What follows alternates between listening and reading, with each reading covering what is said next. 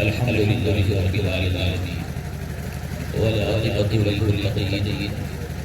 والصلاة والسلام على أشرف الأنبياء والمرسلين أما بعد فأعوذ بالله من الشيطان الرجيم بسم الله الرحمن الرحيم إنا نحن نزلنا الذكر وإنا له لحافظون آمنت بالله صدق الله العظيم وبلغنا رسوله النبي الكريم ونحن على ذلك لمن الشاهدين والشاكرين والحمد لله رب العالمين غوث اعظم مدد سر سما مدد قبلہ الہی مدد کعبہ کی مدد بگرداد ابی استاد مشتی مدد دنیا معین الدین چشتی مدد دنیا معین الدین چشتی قادری یارائے غوث اعظم زنم دا شیخ احمد رضا صاحب آل زنم تیری سرکار میں لاتا ہے رضا اس کو شوشی تیری سرکار میں لاتا ہے رضا اس کو شوشی جو میرا غوث ہے اور لاڈلا بیٹا تیرا جو میرا غوث ہے اور لاڈلا بیٹا تیرا حضرات آئیے سب سے پہلے گفتگو شروع سے قبل مالک رکعت امم صفوتی عالیہ تتیمائے بائے زمامہ سراپا خیر و برکت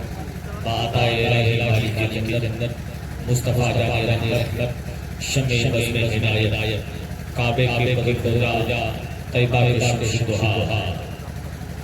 ساری کائنات کے آقا و مولا جناب محمد رسول اللہ صلی اللہ علیہ وسلم کی بارگاہ میں جھوم جھوم کر درود پاک کا نظارہ محمد پیش کرے پڑھے آواز اللہ صلی اللہ سیدنا مولانا محمد بارک صلی اللہ علیہ وسلم یا رسول اللہ صلی اللہ علیہ وسلم. اور یہ آج کی محفل گھبرائے نہ میں آپ کا زیادہ وقت نہیں لوں گا اس لیے کہ یہ محفل پاک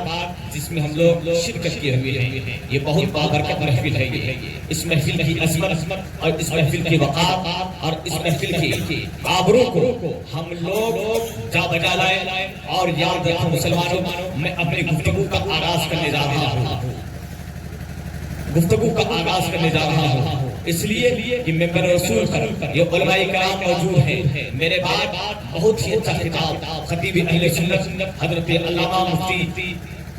عارف قریشی صاحب قلعت اللہ علیہ جو کہ بریلی شریف سے مرکز عقیدت سے تشریف لائے ہیں. ان کا خطاب آپ لوگوں کو سماعت کرنا ہے لیکن آؤ میں آپ کو بتاتا ہوں کہ اس محفل پاک میں مجھ سے پہلے بہت لوگ آئے نعت و منقبت پڑھتے رہے. یہ نعت پڑھنا یہ نعت لکھنا یہ کوئی نیا طریقہ نہیں ہے. نہ جانے کتنے لوگ لکھنے والے آئے اور لکھ کر چلے گئے. انیس نے بھی لکھا ہے, غالب نے بھی لکھا ہے, مومن نے بھی لکھا ہے, خاقانی نے بھی لکھا ہے, اقبال نے بھی لکھا ہے. لکھنے والے بہت آئے لیکن سب چلے گئے. لیکن جتنے لوگ قلم اٹھائے لکھنے کے لیے تو کسی لکھنے والے کے سامنے لیلا مجنون کی کہانی ہوتی ہے, کسی لکھنے والے کے سامنے عشق مجازی کا پیغام ہوتا ہے, کسی لکھنے والے کے سامنے قیس و فرحات کے واقعات ہوتے ہیں, کسی لکھنے والے کے سامنے تاج محل ہوتا ہے, کسی لکھنے والے کے سامنے قطب مینار ہوتا ہے, کسی لکھنے والے کے سامنے قیس و فرحات کے واقعات ہوتے ہیں. لیکن آج میں ایسے لکھنے والے کی بات کرنا چاہتا ہوں جب وہ قلم اٹھاتے ہیں تو اس کے سامنے لیلا مجنون کی کہانی نہیں ہوتی ہے. جب وہ قلم اٹھاتے ہیں اس کے سامنے عشق مجازی کا پیغام نہیں ہوتا ہے. جب وہ قلم اٹھاتے ہیں اس کے سامنے قیس و فرحات کے واقعات نہیں ہوتے ہیں. آپ کہیں گے وہ ساتھ کسی ہے تو وہ ساتھ کسی حال کی نہیں جسے دنیا بادل فصاحت و بلاغت کہتی ہے, جسے دنیا افضل کرامت کہتی ہے, جسے دنیا ہوا سے پہلے حقیقت و معرفت کہتی ہے, جسے دنیا شکاہ راہ شریعت و طریقت کہتی ہے. تو وہ قلم اٹھاتے ہیں اس کے سامنے لیلا مجنون کی کہانی نہیں ہوتی ہے. آپ کا مطالعہ ہوگا متصل رضا واحدی ذرا یہ تو بتا جب وہ ذات قلم اٹھاتی ہے اس کے سامنے کیا ہوتا ہے؟ اس کے سامنے چہرہ رسول ہوا کرتا ہے, اس کے سامنے چہرہ رسول ہوتا ہے. تو وہ قلم اٹھاتے ہیں تو ان کے سامنے حضور کے مقدس زندگی ہوتی ہے. اعلیٰ سرکار کی بات کرنا چاہتا ہوں تو اعلیٰ سرکار قلم اٹھاتے ہیں ان کہ سامنے نبی کی مقدس زندگی ہوتی ہے، اعلیٰ حضرت قلم ہے، سامنے نبی کی مقدس زندگی ہے، اعلیٰ حضرت قلم ہے، سامنے نبی کی مدنی زندگی ہے، اعلیٰ حضرت قلم ہے، سامنے نبی کا معراج ہے، اعلیٰ حضرت قلم ہے، سامنے نبی کا سفر ہے، اعلیٰ حضرت قلم ہے، سامنے نبی کا حجر ہے، اعلیٰ حضرت قلم ہے، سامنے نبی کی مکی زندگی ہے، اعلیٰ حضرت قلم ہے، سامنے نبی کی امامت ہے، اعلیٰ حضرت قلم ہے، سامنے نبی کی شفاعت ہے، اعلیٰ حضرت قلم ہے، اعلیٰ حضرت قلم ہے، اعلیٰ حضرت قلم ہے، سامنے اجراکم برہان من ربکم ہے، اعلیٰ حضرت قلم ہے، سامنے وما ارسلناک الا رحمۃ للعالمین ہے، اعلیٰ حضرت قلم ہے، سامنے اجراکم من اللہ نور و کتاب مبین ہے، اعلیٰ حضرت سرکار قلم اٹھاتے ہیں اور لکھتے ہیں نبی آئے تو میراج ہے، نبی جائے تو میراج۔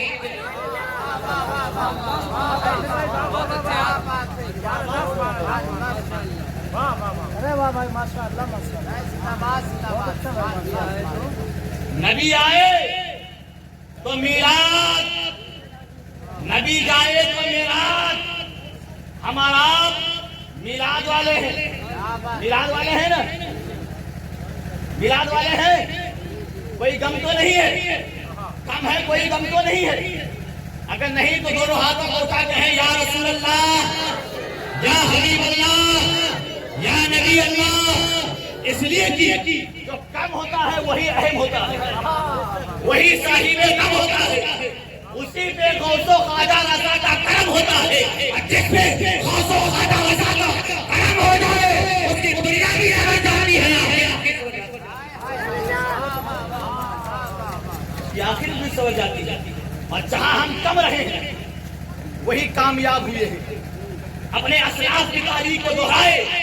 اسلاف کی تاریخ کا مطالعہ کرے، آپ کو معلوم ہوگا جہاں جہاں کم رہے ہیں وہی بڑا ہو ظفر کا جھنڈا لہرائے ہیں، ہم جہاں جہاں کم رہے ہیں وہی کامیاب ہوئے ہیں۔ آپ کو پتہ نہیں ہے، اپنے اسلاف کی تاریخ کو ہم مطالعہ کریں گے، جب ان کو دہرائیں گے تو آپ کو معلوم ہوگا جہاں 313 کے 1000 پہ غالب ہوئے تھے، 72 تھے، اللہ رب العزت نے، اللہ رب العزت نے ہمارے سر پہ اِنَّا فَتَحْنَا لَكَ فَتْحًا مُبِينًا کا تاج رکھا تھا، اور بھارت کی گلیوں سے یہ آواز پسند ہوئی تھی کہ تقلے حسین اصل میں بڑے عقید ہے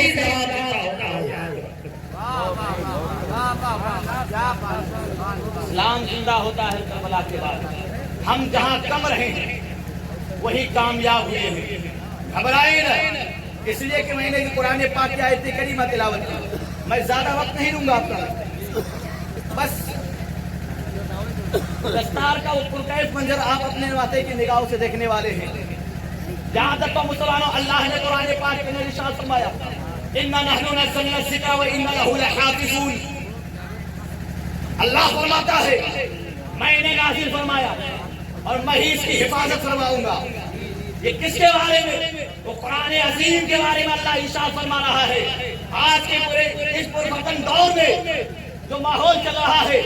میں حافظ جامع صاحب کے والد صاحب کو اور ان کے عزیز و اقارب کو میں مبارکباد دوں گا کہ آج کے ماحول میں آپ نے اپنے بچے کو حافظ قرآن بنایا ہے، اپنے بچے کو آپ نے علم دین مصطفیٰ کا، علم مصطفیٰ دین مصطفیٰ کی تعلیم دی، آپ نے شریعت کی تعلیم دی، آپ نے طریقت کی تعلیم دی، آپ نے آج کے دور والے پرفتن میں اپنے بچے کو قرآن کی تعلیم دیا ہے آپ نے۔ میں بہت مبارکباد پیش کرتا ہوں، ورنہ لوگ یہ سوچتے ہیں کہ 4000 کے ترکے میں کیا ہوتا ہے، 5000 کے ترکے میں کیا ہوتا ہے۔ لوگ اپنے بچے کو قرآن کی تعلیم اور حافظ قرآن قاری قرآن کے بنانے سے آدمی بہت دور نظر آتا ہے، لیکن یہاں تک کہ مسلمانوں یہی علماء کی جماعت ہے۔ میں منبر رسول میں جو علماء کرام ہے ان کی میں توجہ چاہوں گا، دعا چاہوں گا، یہ علماء کرام کی جماعت ہے، انہی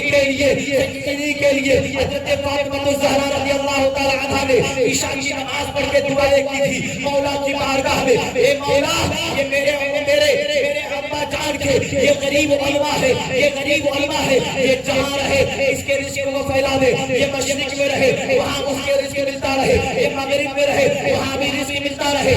علی البتہ پوری دنیا میں رہے، پوری دنیا میں رزق ملتا ملتا رہے. اے مولا پوری دنیا کے اندر اس کے رزق کو پھیلا دے. اللہ اکبر. جب حضرت فاطمہ الزہرا نے جب دعائیں کی علماء کے لیے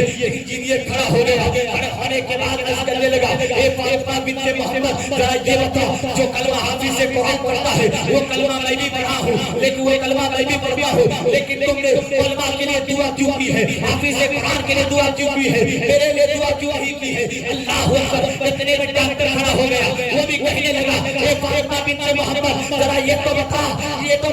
تم نے علماء کے لیے خصوص دعا کیوں کی ہے. اس لیے کہ جو کلمہ یہ پڑھتا ہے وہ کلمہ میں بھی پڑھتا ہوں, لیکن سنو حضرت فاطمہ الزہرا رضی اللہ تعالیٰ عنہا کا جواب سنو. عالم تصور میں آواز آتی ہے, وہ تفسیر واحدی تمام لوگوں کو بتا دو, اس لیے کہ جب ڈاکٹر چلے گا تو اپنے ضروریات کے سامان کو لے کر چلے گا, جب انجینئر چلے گا تو اپنے نقشے کو لے کر چلے گا, جب نوکری چلے گا تو اپنی کتابوں کو لے کر چلے گا. لیکن جب یہ علماء کرام یہ علماء کرام جب یہ چلیں گے کوئی اور کی دنیا دار کی کتابوں کو نہیں, بلکہ جو میرے ابا جان پہ, جو میرے والد محترم پہ جو قرآن کریم ہوا ہے اسی قرآن کریم کو لے کر چلیں گے, حدیث پاک کا درس دیں گے, تو حدیث پاک کا درس دیں گے, قرآن پاک کا درس دیں گے, تو دنیا کے اندر ایسے انقلاب آئے گا, ایسا انقلاب آئے گا کہ جہاں دیکھو ہر جگہ معاشرے کے اندر انقلاب ہوا.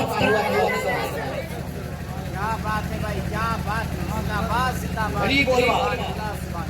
آدمی آج پڑھانا نہیں چاہتا اپنے بچوں کو, اپنے بچوں کو پڑھاؤ,